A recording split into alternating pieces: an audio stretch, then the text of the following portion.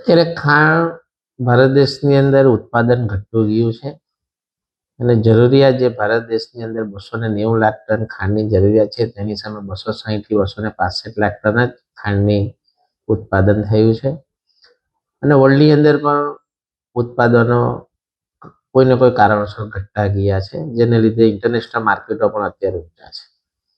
ભારત દેશની અંદર ખાંડના ભાવ અત્યારે 60-65 રૂપિયા પર કિલોએ જે ભાવ વધ્યા થયા છે, એની અંદર ભારત સરકાર અત્યારે એક નિર્ણય લીધો છે કે ખાંડ ઉપરની ડ્યુટી ફ્રી કરીને 10 લાખ ટન ખાંડ રો શુગર બીજા દેશોમાંથી મંગાવીને આયાત કરીને ભારત દેશમાં ભાવને કંટ્રોલ કરવાના પ્રયત્નો કરશે. પણ બીજા દેશોમાંથી પણ જે અછત છે કેટલે અંશે સફળ થશું તે હજુ જોવાનું રહેશે.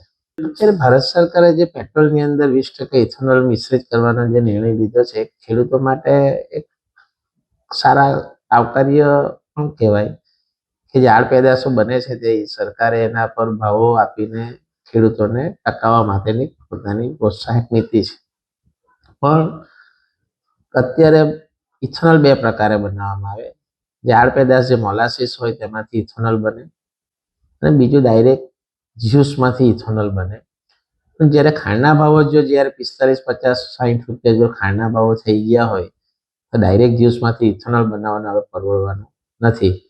પણ જ્યારે ભાવો નીચા હતા ત્યારે ઘણા આખા ભારત દેશની અંદર લગભગ ઇથેનોલ જે બન્યો છે ડાયરેક્ટ જ્યુસમાંથી, તેમાં લગભગ એમ કહેવાય કે 45 થી 45 લાખ ટન ખાંડનો ઘટાડો જોવા મળ્યો છે, જેને લીધે પણ અત્યારે આ ભાવનો ઉછાળો જોવા મળે છે.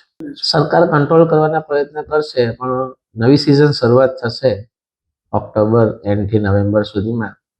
ત્યાં સુધીમાં પણ ભારત દેશમાં ચાલે એટલી ખાંડ કદાચ હું એવું માનું છું કે રહેવાની નથી, જેને લીધે આ બધા વાર તહેવારોને લીધે ભાવોમાં ઉછાળો જોવા મળી રહ્યો છે.